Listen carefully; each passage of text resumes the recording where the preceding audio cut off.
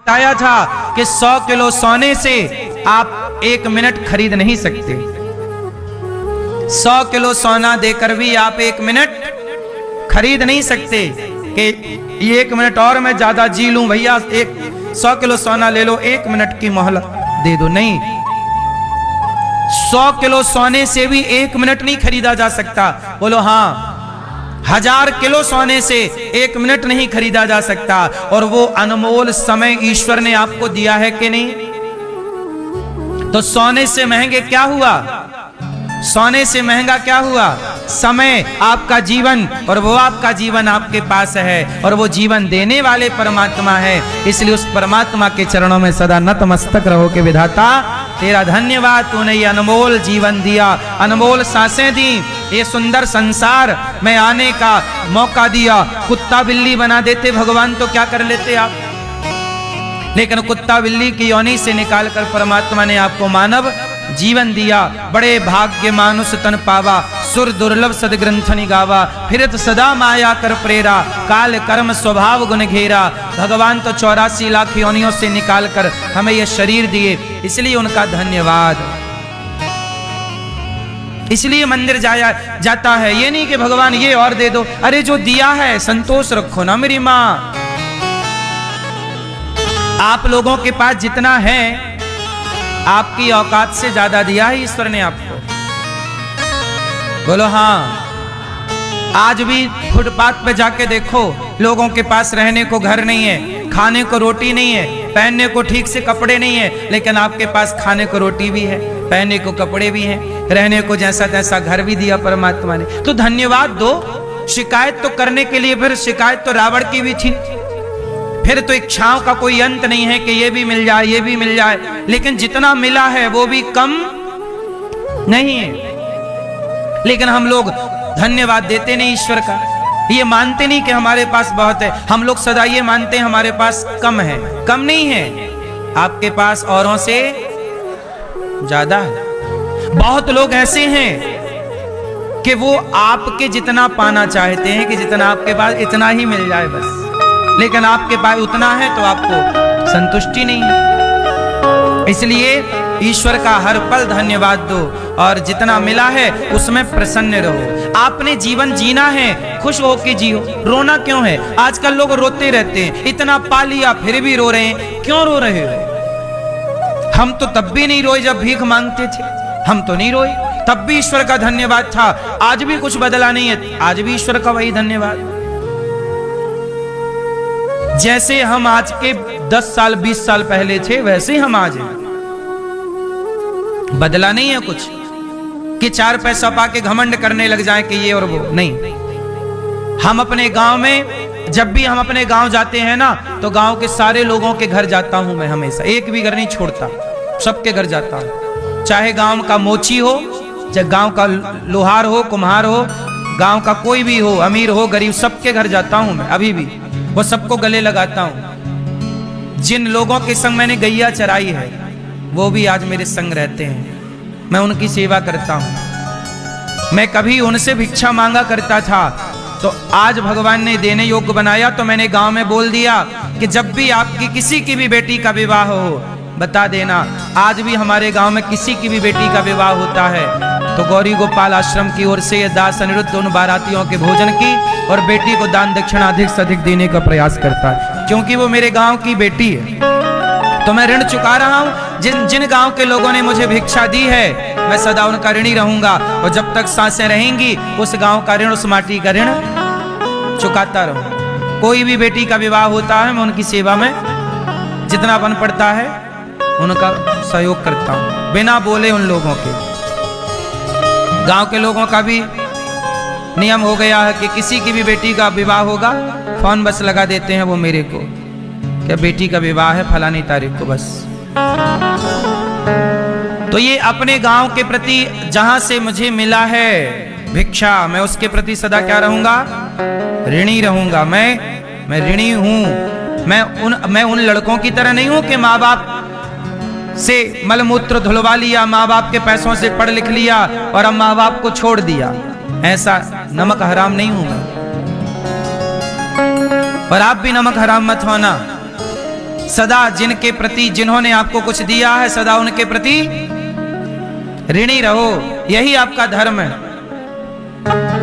राम जी कहते हैं हनुमान जी से, हे हनुमान, मैं कभी तुमसे पूर्ण नहीं हो सकता। ये राम जी बोल रहे हैं। किसको बोल रहे हैं? हे हनुमान, मैं कभी तुमसे पूर्ण नहीं हो सकता। क्यों? तुमने मेरी सीता का पता लगाया है, तुमने मुझे मेरी पत्नी लौटाई है। हे हनुमान, मैं सदा तुम्हारा ऋणी रहूंगा। ये राम कह रहे हैं। जब राम भगवान होके उपकार मानते हैं तो हम इंसान होके किसी का उपकार क्यों ना माने? अरे किसी का ना मानो तो कम से कम भगवान का तो मानो। लेकिन आजकल का व्यक्ति, लोग क्या कहते हैं? अरे भगवान तो होते ही नहीं है। उपकार मानने का जब टाइम आया तो होते ही नहीं है, पल्ला छड़ा लिया। नहीं नहीं नहीं, इससे बड़ी नमक हरामी क्या हो सकती है? सही है गलत है? इसलिए मेरी मां, आप भी ईमानदारी से, गौरी गोपाल आश्रम में कोई भी आता है सबको भोजन मिलता है। क्यों? आप लोगों ने भिक्षा दी है तो आपका तेरा तुझको अर्पण आपने दिया, तो आप लोग ही खाओ पियो। अन्नदान आप लोगों के लिए, खाओ। सब लोग साधु संत लोग खाते हैं, ये सब है। आप गौरी गोपाल में देखो ना, कोई भी आ रहा सबको भोजन मिल रहा, क्योंकि आपका ही दिया है, आप ही खाओ। क्यों? आप सबके लिए है, इसलिए अखंड रसोई चल रही है, कोई भी आता भोजन मिलता है। सेवा है। हम कोई बांध के थोड़ी ले जाएंगे, हम कोई वहां के लिए थोड़ी, वहां के लिए तो हम भजन कमा रहे हैं, भक्ति करेंगे। हमारा भजन वहां काम आएगा, वहां हमारी दौलत काम, वहां तो हमारा भजन काम आएगा। जो हम पुण्य करेंगे ये सब वहां हमारे काम आएगा। तो यहां का बांध के हम वहां ना ले जाएंगे। हमारे पिताजी ने हमें केवल संस्कार दिए हैं, हमारे पिताजी ने हमें पैसे नहीं दिए। हमारे पिताजी ने हमें आखिरी बार 2 रुपए दिए थे मेला घूमने के लिए। हमारे पिताजी ने हमें आखिरी बार कितने पैसे दिए? 2 रुपए, सिर्फ 2 रुपए मेला घूमने के लिए, बस। उसके बाद पैसे नहीं दिए। उसके बाद हम वृंदावन आए, पिताजी लेकर आए। उसके बाद हमें तेल खरीदना, साबुन खरीदना, तो उसके लिए हम लोग खुद पढ़ते भी, काम भी करते और अपना खर्चे करते। हमें जब हम पढ़ाई भागवत पढ़ने आए ना, तो हमारे पास पुस्तकें नहीं होती थी। हम पुस्तकों की दुकान में जाके खड़े हो जाते, पुस्तकें पढ़ते रहते। बाद में वो देखता कि बड़ी देर से खरीद तो रहा नहीं, तो वो भगा देता, तो हम लोग भाग जाते। ऐसी पढ़ाई किए। और सबसे पहले मुझे 3000 रुपए मिले थे कमाने। जब मैं पहली बार कमाई किया तो मैं, सबसे पहले मेरी कमाई प्रयागराज में हुई। 3000 रुपए मुझे मिले थे 9 दिन में काम करने का। तो वहां 3000 रुपए मुझे मिले, तो 3000 रुपए से मुझे, सब लड़कों ने मोबाइल खरीद लिया, मैंने मोबाइल नहीं खरीदा। मैंने 3000 रुपया की हारमोनियम खरीदी, क्योंकि मुझे संगीत सीखना था। तो संगीत सीखने का शौक था, तो मुझे लगा मोबाइल का क्या करूंगा, मुझे जरूरत किस चीज की है? हारमोनियम की। तो मैंने हारमोनियम खरीदी, आज भी वो मेरे पास रखी है, 3000 रुपया की पहली हारमोनियम। मुझे लगा कि पैसे का दुरुपयोग नहीं करना चाहिए। प्रयागराज में मैंने सबसे पहले शुरू की अपनी जीवन की जर्नी, पहली बार पैसा वहां कमाया। इसलिए प्रयागराज में अन्न क्षेत्र बांट करके वो चुका रहा हूं 3000 रुपए के। चलो, वहां से शुरू किया तो वहां के भक्तों को, इसलिए माघ मेला में अखंड रसोई चल रही है गौरी गोपाल जी की। मैं जहां जहां से लिया हूं चुकाया जरूर। 1 महीने अखंड अन्न क्षेत्र चल रहा है गौरी। पिछली कुंभ में भी चला था, अब भी चल रहा। चुकाने का है साहब, लेके नहीं जाना किसी का ऋण। जहां से लिया है चुकाओ। अखंड प्रयाग में माघ मेला में भोजन चल रहा। तो मैंने अपने जीवन में पैसे का दुरुपयोग नहीं किया। मैंने कभी गुटखा नहीं खाया, बीड़ी नहीं पी, सिगरेट नहीं पी। हमारे उम्र के लड़के, हमारे दोस्त सिगरेट पीने लग गए, गांजा पीने लग गए। मैंने कहा नहीं, मैं पैसे बर्बाद नहीं करूंगा, जो पैसे कमाऊंगा सेवा में। मुझे सेवा करने का शौक रहा बचपन से। मैं बचपन से सोचा था कि मैं बड़ा होकर अन्न क्षेत्र चलाऊंगा। सोचिए, अन्न क्षेत्र चलाने का मेरा सपना था। मेरा बचपन में सपना था कि मैं बड़ा होके क्या चलाऊंगा, अन्न क्षेत्र चलाऊंगा, जहां सबको भरपेट भोजन मिलेगा, सब लोग भोजन करेंगे, मैं देखूंगा, मुझे सुकून मिलेगा कि चलो हम किसी के काम आए। ये बचपन का सपना था। लड़कों को सपना होता है गाड़ी का, बंगले का। मुझे कोई गाड़ी घोड़े बंगले का कोई सपना नहीं। कोई गाड़ी घोड़े का सपना नहीं है। हम कोई गाड़ी वाड़ी उतनी ही लेते हैं जितनी हमें जरूरत पड़ती है आने जाने की, क्योंकि आज के युग में आना जाना है तो गाड़ी तो होनी है, तो जो जरूरत है वो लेते हैं। लेकिन कोई शौक नहीं है कि हमें गाड़ी का शौक है, कोई शौक नहीं है। ना हमें खाने पीने का शौक, ना गाड़ी घोड़े का शौक। शौक है केवल सेवा करने का, और वही भगवान करा रहे हैं शरीर से। आप यदि सही है ना मेरी माँ, तो भगवान से आज तक ये दास ने भगवान से मांगा कुछ नहीं, जो सोचा है वो भगवान ने पूरा किया है। मैं सारी बात केवल इसलिए बता रहा हूं कि आपका समर्पण भगवान से होगा तो आपको कहना नहीं पड़ेगा। भगवान बिना मांगे, बिन मांगे मोती मिले, मांगे मिले ना भीख। प्रेम करिए भगवान से, समर्पण करिए भगवान में। गोपियों ने भगवान से प्रेम किया, तो भगवान से आप लोग क्या करेंगे? प्रेम। और प्रेम कैसा होता है? जिसमें कोई स्वार्थ है तो वो वासना हो गया, वो जहां स्वार्थ ना हो वो प्रेम हो गया। प्रेम प्रेम गली अति साकरी, जामे दो न समाये। इसलिए भगवान से प्रेम करिए और निस्वार्थ करिए। भगवान को देखिए और सदा नजरें झुकी रहें, एहसानों के तले दबे रहो। ईश्वर का एहसान मानना ही भक्ति है। सदा तुम्हारी नजरें उनके आगे झुकी रहें कि प्रभु मैं आपका ऋणी हूं। क्या हूं? आप क्या हैं ईश्वर के? सच बताओ, कितने लोग ऋणी हैं? आप ऐसा किया करो, रोज भगवान से कहा करो, हे प्रभु हम आपके ऋणी हैं। और क्या क्या ऋण है रोज बताओ। यही प्रार्थना, यही भक्ति है, यही चिंतन है, यही पूजा है, यही जप है। हे प्रभु हम आपके ऋणी हैं, कहो तो। अब ऐसा है ना कि देखो आपको सब कुछ मिला और आप ऋण भी ना मानो, ये गलत है। यही भक्ति है, ईश्वर को याद रखना। किस भाव से? नजरें, आपको घमंड आता है? घमंड इसलिए आता है क्योंकि आप ईश्वर का उपकार नहीं मानते। जब आप ये मानने लगते हैं मैंने किया, ये एटीट्यूड आ गया। अभिमान आता ही है जब स्वयं को कर्ता मानते हो। लेकिन जहां ईश्वर को कर्ता मानोगे, जब ईश्वर के आगे पलकें झुकी रहेंगी, तो अभिमान क्यों आएगा? अभिमान कभी भक्त को नहीं आता। क्यों? क्योंकि वो ये मानता है कि प्रभु ये सब आपका दिया है, कोई मेरा थोड़ी है। और जहां आप ईश्वर को भूल गए कि मेरा नहीं है, तो लो अभिमान आ गया। इसलिए सदा ईश्वर का धन्यवाद करते हैं कान्हा, तेरा हर पल शुक्रिया। खुशियाँ जो दी हैं उसका भी शुक्रिया। हम तेरा दिया खाएं, तेरा ही गुण गाएं। जीवन दिया जो उसका भी शुक्रिया। खुशियाँ जो दी हैं उसका भी शुक्रिया। अच्छा मैं ये एक बात बताओ, अभिमान आप लोगों को आता है कि नहीं? है ना? आता है।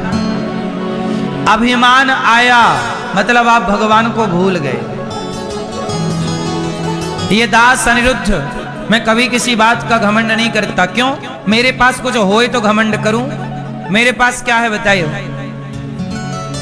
क्या है मेरे? आपके पास किस बात का घमंड? क्या है आपके पास? क्या है? पैसे का घमंड। तुम्हारे पास पैसे हैं? कितने हैं? हैं? तुम्हारे पास? अरे ये तो ईश्वर का धन्यवाद कहो कि प्रभु ने आपको कुछ पैसे दिए।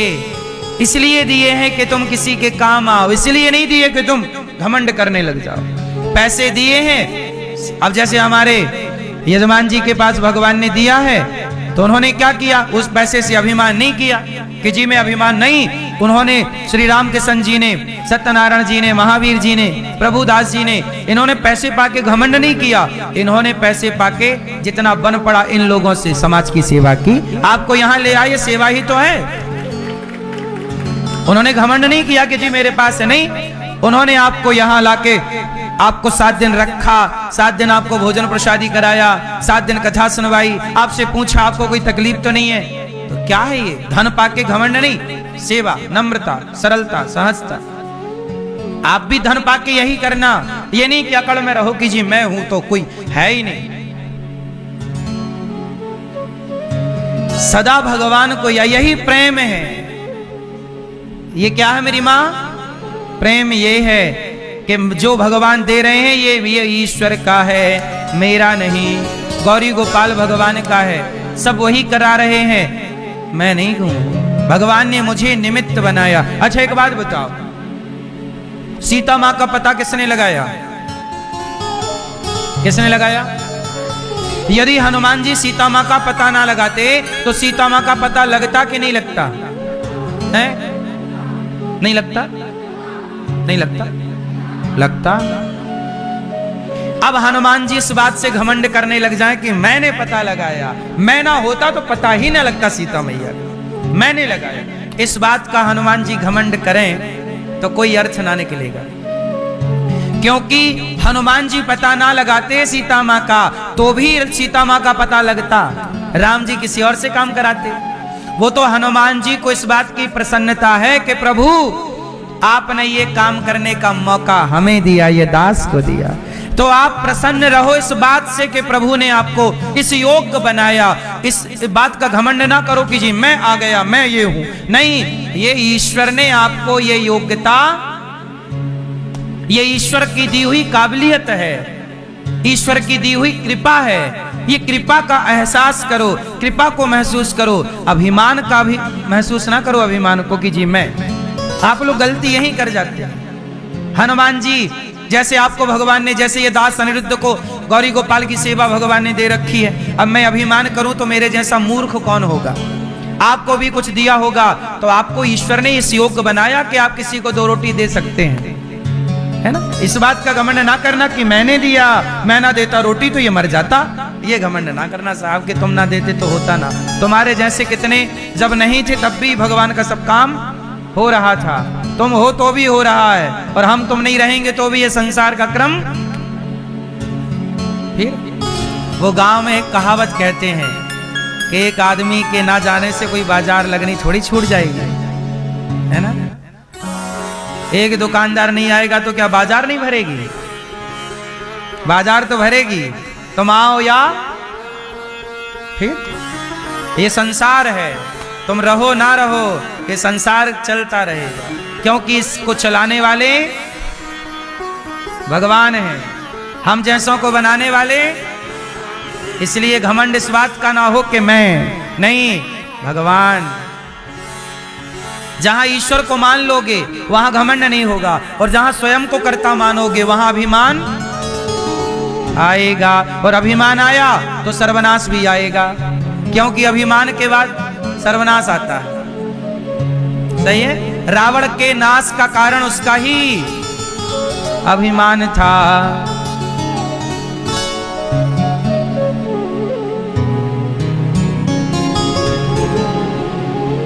दगा किसी के संग ना करना,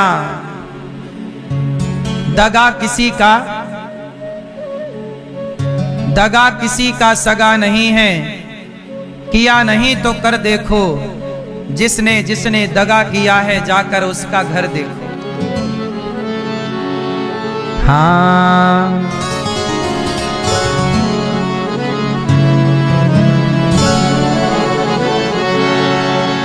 दगा किसी का सगा नहीं है, किया नहीं तो कर देखो, जिसने जिसने दगा किया है जाकर उसका घर देखो। धोखा नहीं, दगा किया था रावण ने जब साधु भेष बनाया था, भिक्षा लेने गया था लेकिन सीता को हर लाया था।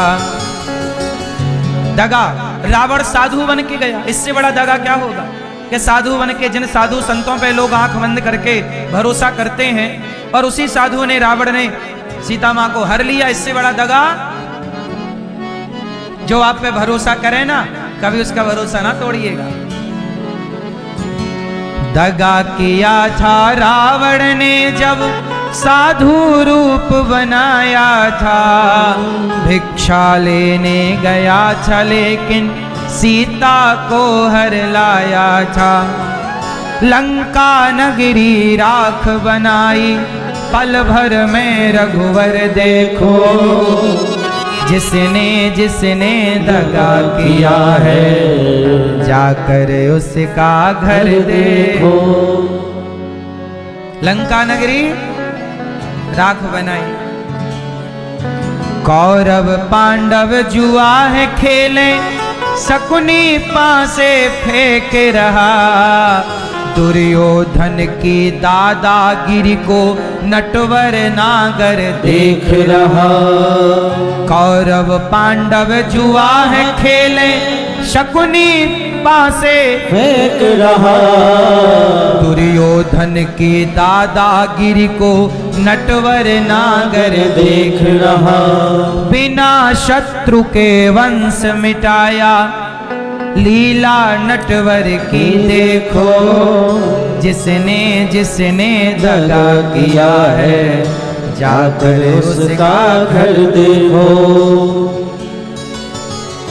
किसी को धोखा देकर प्यारे, एक बार खुश हो जाना, कर्म की अग्नि में जलकर फिर जीवन भर तुम पछताना। सच्चा सुख पाने की खातिर, सच्चा सुख पाने की खातिर, भला किसी का कर देखो, जिसने जिसने दगा किया है, जाकर उसका घर देखो। मेरी माँ, सच्चा सुख पाना है तो भला किसी का कर देखो। भला करने का जो सुख है ना, वो और कहीं ना पाओगे। इसलिए भला करने का सुख क्या होता है, ये आप करोगे तो आपको पता लगेगा। भगवान का संदेशा लेकर उद्धव जी गए। गोपियों का प्रेम केवल उनके लिए आंसू बहाना। इसलिए आप लोग भगवान से इतना प्रेम कीजिए, इतना प्रेम कीजिए कि उनके प्रेम में आंखों में अश्रु आ जाए, भगवान की याद में रोना तड़पना। बस प्रेम क्या है? प्रेम क्या है? जैसे मछली का प्रेम पानी से है, पानी से निकाल दो तड़पने लग जाती है। भगवान के बिना आप रह ना पाए, ये प्रेम है। भगवान के बिना आप रह ना पाए, ये प्रेम है। आप लोग क्या करते हैं? औपचारिकता। अगरबत्ती जलाई, ओम जय जगदीश स्वामी जय भक्त जनों के संग फल में दूर जय जगदीश, ऐसे भागते हैं जैसे ट्रेन छूट रही है। आप लोग ना औपचारिकताएं निभाते हैं, ये प्रेम नहीं है, ये औपचारिकता कर रहे हो, फॉर्मेलिटी। पूजा नहीं, प्रेम। तड़पना, भगवान के लिए अगरबत्ती जलाओ ना जलाओ अलग विषय, लेकिन उन्हें देखो और टुकुर टुकुर देखो और उनके प्रति सदा नतमस्तक रहो। हे प्रभु, आपके उपकार को हम कभी भूल ना पाएंगे। बस ये हो गई भक्ति। उनके ऋणी रहकर काम करो। ये मानो कि मैं नहीं हूं, ये घर भगवान का, परिवार भगवान, सब भगवान का। ये हो गई भक्ति। तुम नारियल चढ़ाओ, फूल चढ़ाओ, इसकी जरूरत नहीं है। चढ़ाना है तो क्या चढ़ाना चाहिए बताओ? भगवान को क्या चढ़ाना चाहिए? आप बताओ मेरी माँ, क्या चढ़ाएं? प्रेम भी कोई चढ़ाने की चीज है। क्या चढ़ाओगी भगवान को? पीली मैया, भाव। भाव, टमाटर क्या भाव दिए, वही वाला भाव। आप भगवान को क्या चढ़ाएंगे? प्रेम है? समय चढ़ाओगे? कितना समय है? सुनो, भगवान को क्या चढ़ाओ?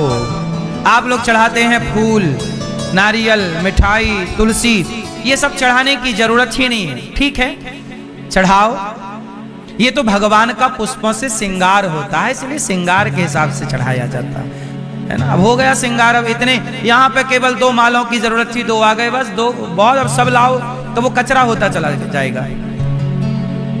बोलो हाँ या ना? 2 हार की जरूरत थी, अब देखो ये भागवत जी में तुलसी का माला चढ़ा, इतने से सुंदर लग रही है, अब लाके तोप दो इतना ढेर, तो वे सब वेस्ट है। जितनी जरूरत है उतना श्रृंगार है ये भगवान का। तो चढ़ाना है तो क्या? अब भगवान को क्या चढ़ाओ? चढ़ाना है तो भगवान के चरणों में स्वयं को लेकर जाओ। हे बिहारी जी, हे श्रीमन नारायण, आज ये दास अनिरुद्ध ही आपको पुष्प चढ़ाने नहीं, आपके चरणों में तुलसी चढ़ाने नहीं, लड्डू चढ़ाने नहीं आया। आज ये दास अनिरुद्ध अपने आप को लाया है और अपने आप को आपके चरणों में समर्पित कर रहा है। स्वीकार करो इस दास को आज से। हम तेरे, हम किसके? हम तुम्हारे थे कन्हैया, हम तुम्हारे हैं, हम तुम्हारे ही रहेंगे। ओ मेरे प्रियतम, तुम हमारे थे प्रभु जी, तुम हमारे हो, तुम हमारे ही रहोगे। हो मेरे प्रियतम, तेरे कारण सब जग छोड़ा, तुम संग नाता जोड़ा। तेरे कारण सब जग छोड़ा, तुम संग नाता जोड़ा। एक बार प्रभु हंस कर कह दो, तू मेरा मैं तेरा। साची प्रीत की रीत निभा दो, ओ मेरे प्रियतम। तुम हमारे थे प्रभु जी, तुम हमारे हो, तुम हमारे ही रहोगे। हो मेरे प्रियतम। बस भगवान से ऐसा नाता हो कि हम उनके, वो हमारे, ये हो गई भक्ति। अब आप फूल चढ़ाओ, नारियल चढ़ाओ, खुद को ना चढ़ाओ। खुद को दे रखा है पड़ोसन को, हम तुम्हारे। खुद को दे रखा है पड़ोसी को, हम तुम्हारे हैं। और अपने यहाँ फूल चढ़ा रहा, फूल खाएंगे, क्या करेंगे? फूल चढ़ा रहा, अरे क्या चढ़ाना है? स्वयं को चढ़ाओ अपने आप को। मीराबाई ने फूल नहीं चढ़ाया, मीरा ने खुद को समर्पित कर दिया। गिरधर गोपाल, मैं तेरी, तू मेरा, बस बात खत्म। इतनी सी बात है। अब आप खुद को चढ़ाते नहीं, खुद को तो दे रहे हैं उन्हें, हम आपके हैं।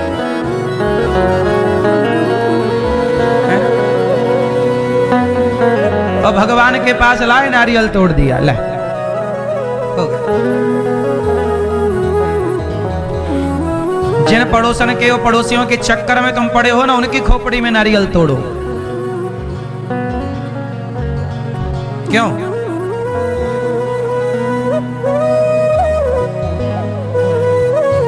उद्धव जी आए थे बड़ा ज्ञान लेके, गोपियों के प्रेम में भीग गए और प्रेम की भिक्षा लेकर के गए। भगवान ने हृदय में दर्शन कराया। भगवान के द्वारा अब भगवान द्वारिका गए और वहां जाकर भगवान ने रुक्मणी जी से विवाह किया। रुक्मणी जी के पुत्र हुए प्रद्युम्न, फिर उनके पुत्र हुए अनिरुद्ध।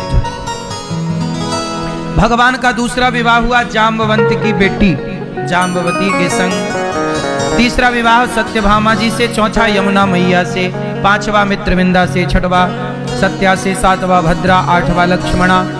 भौमासुर नाम का एक दैत्य था, उसने 16,100 कन्याएं बंदी बनाई। भगवान ने उनके बंधन से कन्याओं को आजाद किया और भगवान के टोटल विवाह हो गए 16,100। कल हमने आपको बताया था कि भगवान कितने विवाह क्यों हुए भगवान के विवाह? क्योंकि सब भगवान को पाना चाहते हैं, सबको भगवान ने स्वीकार किया एक जन्म में।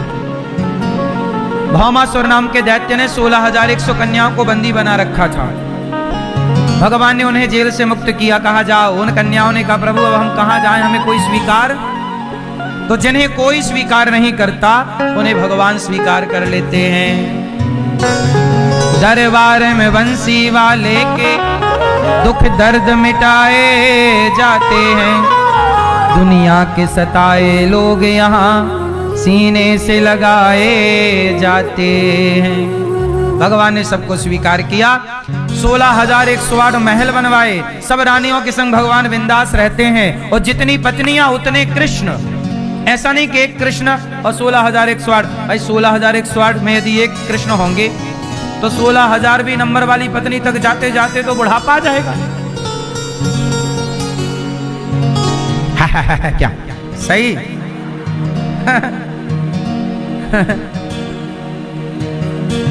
नहीं आ जाएगा बुढ़ापा। अब सोचो कि एक पत्नी के संग आज रहे और एक के संग कल रहेंगे, पूरा दिन भी यदि एक को देंगे तो भी 365 दिन होते हैं। तो 365 पत्नियों का नंबर आएगा एक साल में, फिर 365 का दूसरी साल में, तो 16,000 पत्नी का नंबर तो कब आएगा? बाल बाल सब पक जाएंगे तब। तो भगवान ने ऐसा नहीं किया। भगवान जितनी पत्नियां हैं उतने, ये भागवत जी में लिखा है। जो लोग भगवान के बारे में आधा अधूरा बताते समझते हैं उनके लिए ये बात मैं बोल रहा हूं कि भगवान जितनी पत्नियां हैं उतने कृष्ण है। ये काम केवल भगवान कर सकते हैं। लोग कहते हैं ना भगवान ने इतने विवाह क्यों कर लिए? अरे वो भगवान है, कर तुम अकर तुम अन्यथा कर तुम सर्व सामर्थ। 16,108 पत्नी है तो भगवान के रूप भी कितने हैं? अनेक रूप में कृष्ण है। और सब पत्नियों के साथ एक संग रहते हैं। इसके संग भी हैं, उनके संग भी हैं, 15,000वें नंबर वाली के संग भी हैं, 16,000वें नंबर वाली के संग, सबके संग। और हर रानी से 10 बच्चे पैदा हुए, बेटा 10 और एक लड़की पैदा हुई। तो भगवान के 16,108 लड़कियां हैं, बेटियां, हर रानी से एक। और भगवान के 16,108 रानियों से 10-10 बेटा हैं। तो 16,108 गुणित 10 कर दो तो बेटों की संख्या आ जाएगी। फिर उनके भी बच्चे, तो टोटल 56 करोड़ यदुवंशी है। भगवान की वंशावली कितनी है? 56 करोड़।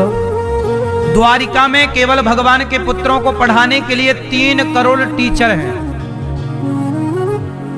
मास्टर कितने हैं? हाँ, ये सब ऑन रिकॉर्ड है। मतलब द्वारिका कितनी संपन्न थी और भगवान के बच्चे और भगवान शिक्षा पे कितना ध्यान देते थे कि 3 करोड़ टीचर थे। केवल द्वारिका बड़ी थी, 56 करोड़ यदुवंशी रहते। तो द्वारिका कोई छोटी नहीं थी, बड़ी थी और पूरी व्यवस्थाएं थी, वहां सब कुछ था। जब भगवान लीला पूरी करके गए तो अपनी द्वारिका को पानी में डुबा दिया। क्यों? क्योंकि लोग जाके फिर वहां ताश वाश खेलते। आज के जमाने में नहीं, लोग मंदिरों में ताश खेलते हैं। मंदिर में बैठ जाएंगे, ताश खेलेंगे। दुर्गा जी के पंडाल में बैठे हैं, ताश चल रही है। गणेश जी के पंडाल में बैठे, ताश चल रही है। हाँ या ना? ताश खेलने के लिए तुम्हें और कोई जगह नहीं मिली, का है मंदिर ही मिला है। इन लोगों को गंगा जी में डंफर में भर के गंगा जी में विसर्जित कर देना चाहिए। मंदिर में जुआ खेल रहे हैं गधे। मंदिर भी जुआ खेलने की जगह है, लेकिन मंदिर में खेलते हैं कि नहीं लोग? मंदिर के बरामदे में, आंगन में, प्रांगण में जुआ खेल रहे हैं। इन लोगों को थोड़ा टोका करो, ये कोई जुआ खेलने की जगह है? और क्या भगाना चाहिए? अपने घर पे खेलो, मंदिर में खेल रहे हो। आप लोग विरोध नहीं करते, गलत चीजों का विरोध नहीं करोगे, गलत होता चलेगा, और एक बार बोल दोगे, कल से वो सावधान रहेगा। यार लोग रोकते हैं, लोग टोकते, मंदिर में क्यों लड़ाई कर दे, मारो 3-4 दांत तोड़ो।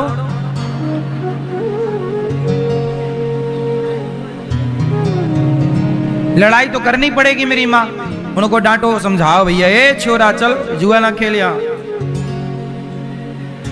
मंदिरों में ये सब अच्छा नहीं लगता। मंदिर आस्था का केंद्र है, सनातन का स्तंभ है, वहां जुआ होना चाहिए। बोलो मेरी माँ।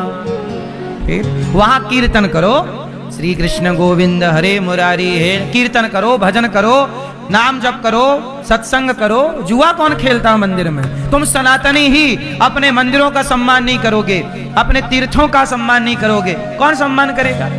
तुम नहीं करोगे, तुम्हारे बच्चे नहीं करेंगे, ऐसे में सनातन का ह्रास होता चलेगा।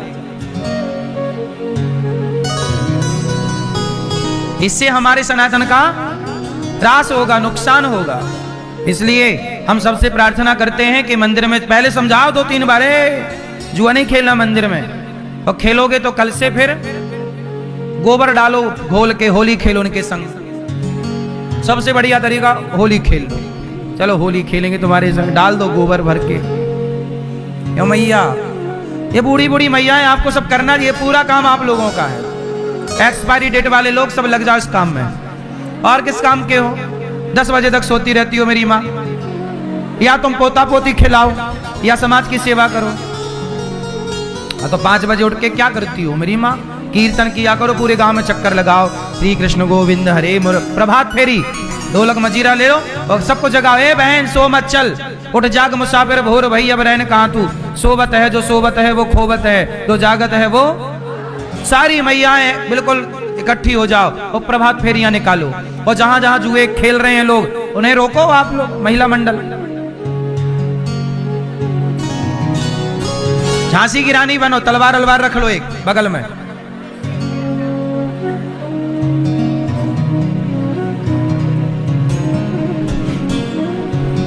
राजस्थान की तो हमारी माताओं ने भी युद्ध लड़े हैं, फिर नहीं तलवार चलाएं, कितनी वीरांगनाओं की गाथाएं भरी पड़ी हैं राजस्थान में।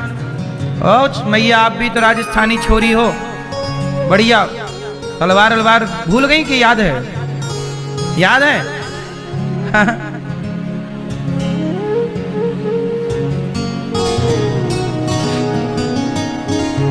गलत ना हो, जहां गलत हो उसे रोकना चाहिए। नहीं रोकने से वो गलतियां बढ़ती जाती हैं, दोहराई जाती हैं। एक बार रोक दोगे कि भैया मंदिर में ये सब गलत है, खत्म हो जाएगा। कोई रोकता नहीं है, चल रहा है। तो भगवान के 16,108 विवाह हुए, हर रानी के 10 बेटा और 1 बेटी हुई। और भगवान ना बड़े प्रेम से रह रहे हैं, हंसी मजाक भी करते हैं रुक्मणी जी से। गृहस्थी में कैसे रहना चाहिए भगवान से सीखो, हंसते मुस्कुराते। बाणासुर पर भगवान ने कृपा की, अनिरुद्ध का विवाह उषा के संग हुआ, और राजा नृग ने गौदान किया, जिसके कारण भगवान का साक्षात्कार हुआ। जीवन में मरने से पहले गौदान सबको करना चाहिए। आप लोग जीवन में मरने से पहले गौदान जरूर करना, क्योंकि गाय की पूंछ पकड़ के ही वैतरणी पार होते हैं। गाय की पूंछ पकड़ के वैतरणी पार होते हैं। आप लोग गैया चराए हैं कि नहीं बचपन में? हमारे यहाँ गैया ना बारिश में नदियां बाढ़ आ जाती थी, और नदियों के उस पार गैया चरने जाती थी, तो मैं खुद गैया की पूंछ पकड़ के और हम लोग नदी पार कर लेते थे। तो जैसे नदी पार गैया की पूंछ पकड़ के कर लेते। गैया को तैरना आता है, पता है? सोचिए, गाय को तैरना आता है, जबकि वो कहीं सीखती नहीं है। परमात्मा ने भी क्या बनाया है, समझ रहे हो? आपका बच्चा पानी में डूब जाएगा, उसे तैरना सीखना पड़ेगा, लेकिन गाय का बच्चा, उसे सीखना नहीं होता, वो पेड़ से सीखा सिखाया पैदा हुआ। ईश्वर को पता है कि किसे क्या सिखाना है, कहां से। ये क्या बढ़िया व्यवस्था है परमात्मा की। क्यों जी, बात सही है कि गलत है? फिर मछली के बच्चे को तैरना नहीं सिखाना पड़ता, वो गाय के बच्चा, जब गाय पार लगती है तो गाय की पूंछ पकड़ लो, आप भी पार लग जाओगे। गाय पार हो जाती है। तो वैतरणी से, जैसे यहाँ की नदी से गाय पार लगाती है, ऐसे वहां वैतरणी नाम की एक नदी है। उस वैतरणी से पार कौन लगाएगा?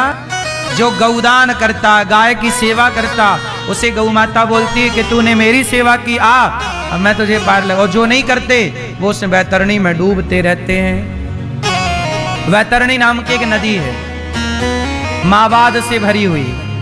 जैसे फोड़ा हो जाता है ना, तो व्हाइट कलर की मावाद नहीं भर जाती फोड़े में, वो मावाद, वो गंदगी की नदियां हैं। उन नदियों से हमें नरक की यातनाएं दी जाती हैं और उन्हीं से पार गौ माता हमें लगा देती है।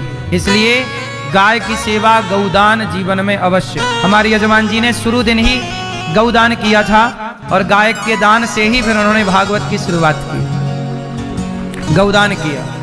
तो आप लोग भी जीवन में गौदान करें, मरने से पहले गौदान कर लो।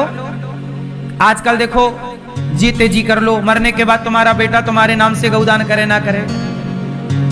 और हम तो कहते हैं मरने के पहले अपनी 13वीं 11वीं भी कर लो, मरने के बाद बेटा बेटी करे ना करे। आजकल तो फिर बेटे बोलते तू कर ले, तू कर ले, तू कर ले।